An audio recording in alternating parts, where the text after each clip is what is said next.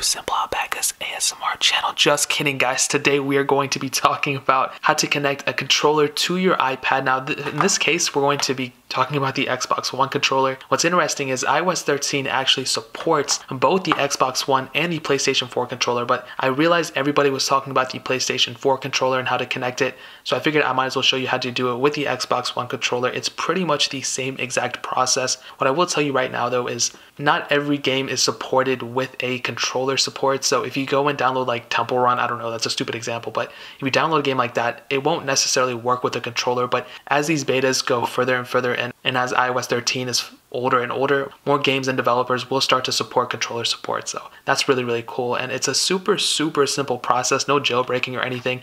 All you need is a device on iOS 13. In this case, I have my iPad Pro. You can use any other iPhone, you can use anything you want to, but just as long as it's on iOS 13, you will be set. So all you want to do is just go into settings. You want to go into your Bluetooth settings right here, and what you want to do is just obviously turn on your Xbox One controller, but in this case it can be your PlayStation 1 controller or PlayStation 4. And on the Xbox One, all you want to do is hold down this button right here, which just shows you that you're connecting. And as you can see, as long as that is blinking, you will be good. As you can see right here, I have my Xbox wireless controller showed up, and on PlayStation 4 it might be a little bit of a different process, but if you own that controller, just imagine you're trying to sync it up with your PlayStation 4 or really other controllers too. I've heard that BioShock 4 controllers work as well, so kind of keep that in mind.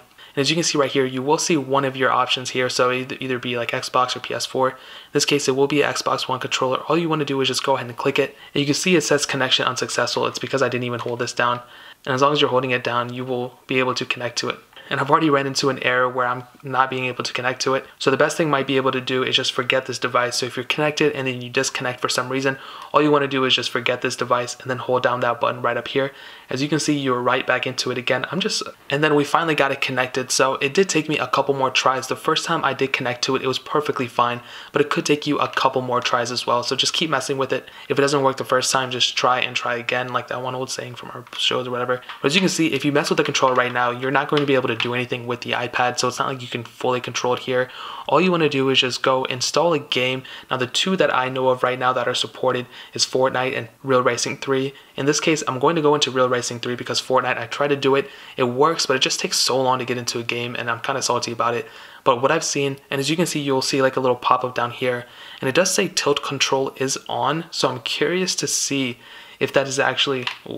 As you can see, as I'm shifting this, it shifts that a little bit. So I'm going to go ahead and move this up a little bit, and I'll go ahead and drive the controller right here. And these buttons are pretty close to the actual thing. Now, I like zooming out and being able to see the car fully.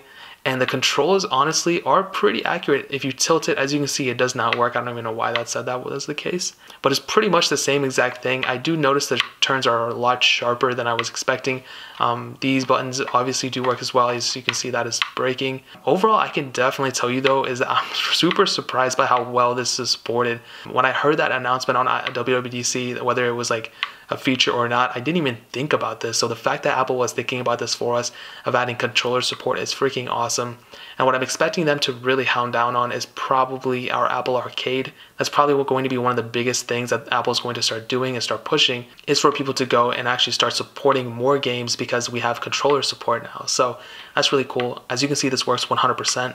As you can see on Fortnite, I finally got it figured out, but I thought I'd be able to control the camera this way. Okay, I finally got it. So it takes a second to figure everything out, and it's pretty responsive. As you can see, if we go ahead, you can build with these things, with these other buttons too. Honestly, I'm not a gamer at all, so this is just like complete. Okay, here we go. If you guys remember back in the day, I used to live stream Fortnite on my channel. All right, let's go ahead and see. Let's thank the bus driver real quick. For my iPad Pro, it's pretty slow.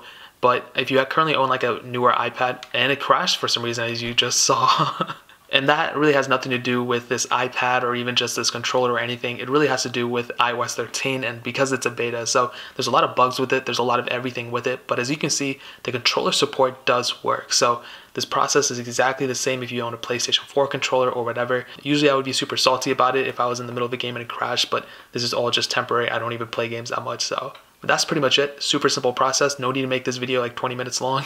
If you have any questions or you're running into more issues, the number one thing I can suggest, like I said before, just constantly disable and enable Bluetooth, and then constantly turn on and off your controller, and that should be able to work out for you. So that is pretty much it. If you guys have any other questions or anything, let me know in the comment section below.